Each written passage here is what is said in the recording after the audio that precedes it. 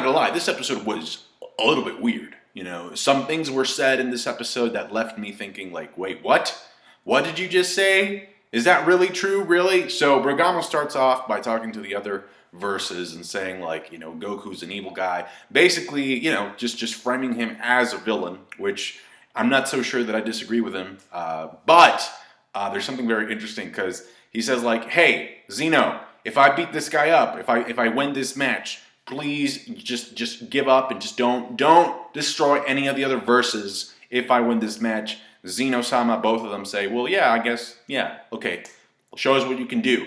And so everybody's like getting pissed off at Goku because he's like, yeah, he's the reason why all these verses are going to be eliminated, which we found out last week that wasn't necessarily the case because Zeno said, or at least the High Priestess said that Zeno was thinking about destroying some of the weak universes anyway. And so what happens is that people get pissed at Goku, and Goku has to fight anyway.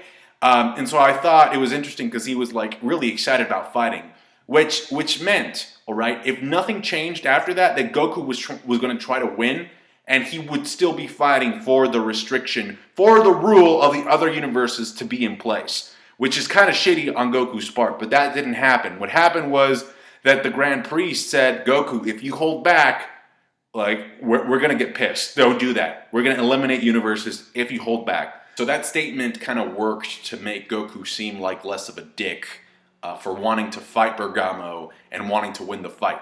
Okay? But then I thought to myself, if both Zenos are omnipotent, you know, they're all powerful, they're you know, omniscient, wouldn't it make sense that when Bergamo asked them if they could reconsider the consequences of destroying the universe, could it be said that maybe the reason why they agreed and they told Bergamo, yes, okay, if you win, we won't destroy anything. Maybe they already knew, maybe Zeno already knew that Bergamo was going to lose anyway. And they were just like, yeah, well, we don't care. We're just going to see this fight. But, you know, spoiler alert, you're going to lose, so it doesn't matter. We also got to hear more of the gods speak, give their opinions, as well as the Kaioshin and some of the angels, turns out. And this makes sense. Universe 12, 8, 5, and 1 are really chill because, you know, they don't have to participate. They're exempt. They don't have to. And I guess they won't. But look at this Kaioshin from Universe 12. I mean, look at the troll face. Like, what is this, like a Smurf? Look at that. But more importantly, look at what he's saying, all right? He says, it also means that the level of us gods, which means the gods of destruction for each of the top 4 universes must be similarly high.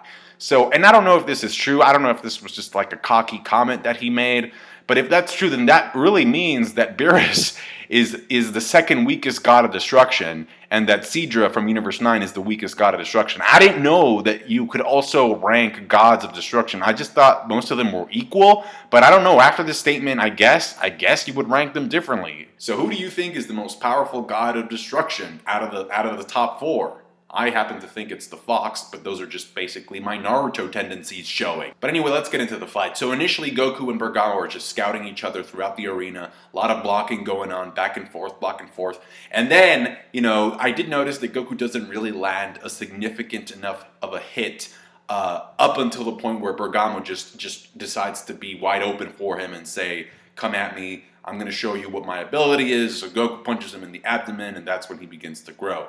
In my opinion, at first, I thought that what Bergamo was doing was, not only was he giving Goku back his own power, the power that he was absorbing, but he was also adding his own power, you know, back onto those punches so that he would overpower. He would give Goku back his strength, but also add his own.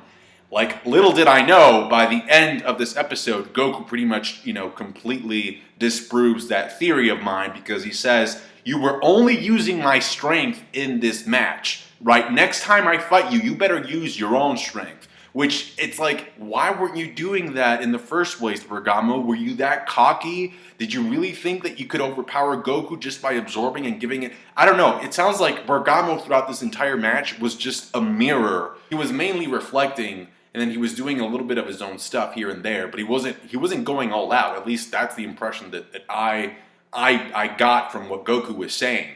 He was just like, what is this? Which makes like no sense because you're literally, Bergamo, you're literally fighting, okay, to save the other universes and your own. So why would you hold back? It doesn't make a lot of sense. Unless he's that weak and that, you know, he can't do anything unless he absorbs other people's like attacks, but then that makes Bergamo look like absolute trash. Granted, not total trash, because he did get overpowered by something that's pretty freaking powerful. So Goku goes Super Saiyan Blue, all right, and then he uses Kaioken. So I mean, and it's like that's not a joke. That's not a joke. And then initially, I like the idea of Goku telling him, you're getting bigger with every punch that I'm giving you, but at the same time, you have more blind spots. And then he does what usually most people would do when they're fighting like people that are significantly bigger. You go for the legs, so he does that. And he becomes too big and he begins cracking the arena and shit. So that was cool. There was a little bit of a strategy there. But then like Gohan makes the observation of something that I suspected,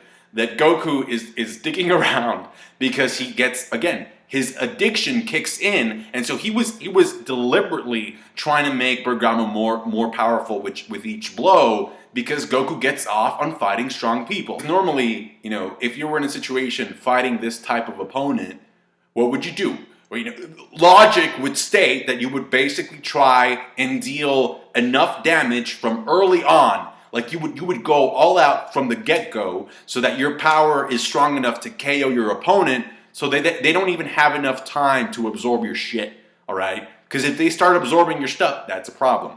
But no, because this is Goku, all right, Goku has to spam like mid-tier attacks, these punches, to get him to get stronger, because he gets off on that. That's his drug. That's Goku's addiction. Before the episode cuts to the break, in the middle, you see Goku in Super Saiyan form flying around with a smirk. He's smiling. Why? Because he's about to get the high. He's about to get that good high-quality cocaine that he likes getting from fights. But anyway, Bergamo gets hit with a Kamehameha. That deals him in. That's over. Goku gets the win, which means Universe 7 has won 2 out of 3, and Universe 9 has won 0 out of 3. So that makes him look really bad. I'm not sure if they'll be the first to be eliminated during the Universal Survival Tournament arc, but we do know that at least there will be some type of a rematch during the beginning stages of the tournament, because we see Bergamo and Goku fighting in the World of Void in the opening. That's another thing. The rules get introduced for the tournament, and there's some rules that I'm like, really, what's going on? So the first one is you just got to knock people out of the top. It's it's the platform, but looks like a top. You can't kill people. You can't use weapons. And this is actually the most interesting part of it. Well, first of all, there's a time limit of 48 minutes, which, oh man, they're going to stretch these 48 minutes, I'm pretty sure, like over a year. For them, it's 48 minutes, but for us, it's probably going to be like 70 episodes. So, yeah.